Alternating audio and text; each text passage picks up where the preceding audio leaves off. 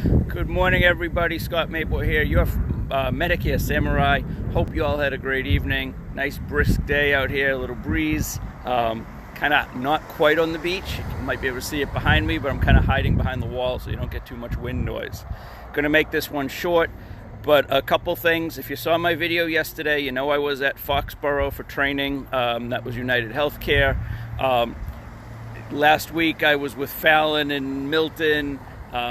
Next week I'm with Aetna somewhere else. This is the time of year all the carriers are rolling out their new plans, and I'm driving all over Eastern Massachusetts to get training for these things. So one of the things that, you can get Medicare information at a lot of places, but one of the things that makes me different is my licenses, my certifications, and the fact that I go to all these carrier meetings because you got to be licensed and insured and all the rest. And I get all their information handed to me by the carrier who want me to sell their plans to you, of course. But hey, this is what we've added this year for the 2020 calendar year. This is what our new plan has in it. This is the new costs. These are the new deductibles. And while I can't share any of that information with you legally until October 1st, every one of the plans has stepped up the game, every carrier.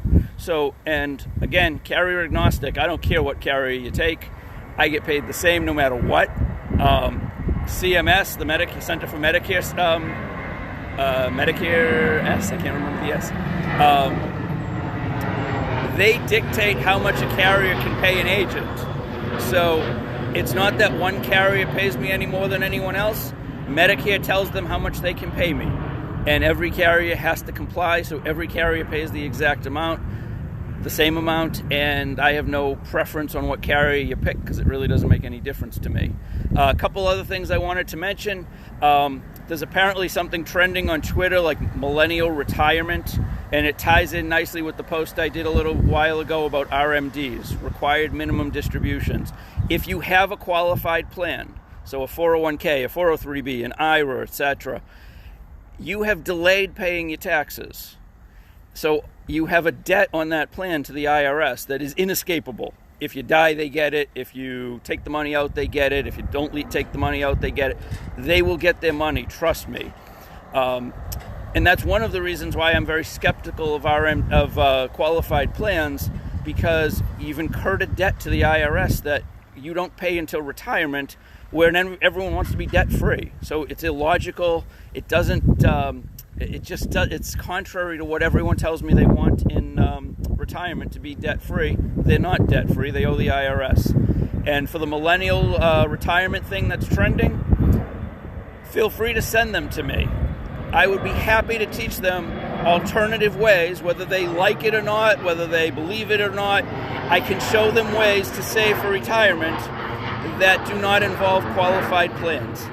Whether their employer offers a 401k, whether it has a match or doesn't have a match, ultimately, a 401k is not the only way to save for retirement. It's not what your grandparents did.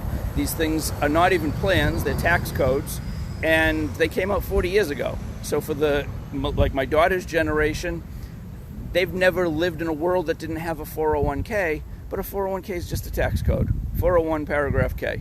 So are there other ways to save that don't indebit you to the IRS? Absolutely. Would I be happy to share them with you? Absolutely. If you're already older, late 50s, 60s, and you have a bunch of money sitting in an IRA or a 401k, does it make sense to convert a portion of that? I would argue yes. The taxes are a bitter pill, but you got to pay them no matter what, so there's no way around it. But if you believe the taxes will go up when the current tax program that Trump initiated expires in 2025, then you already know that in 5 years your taxes will be higher.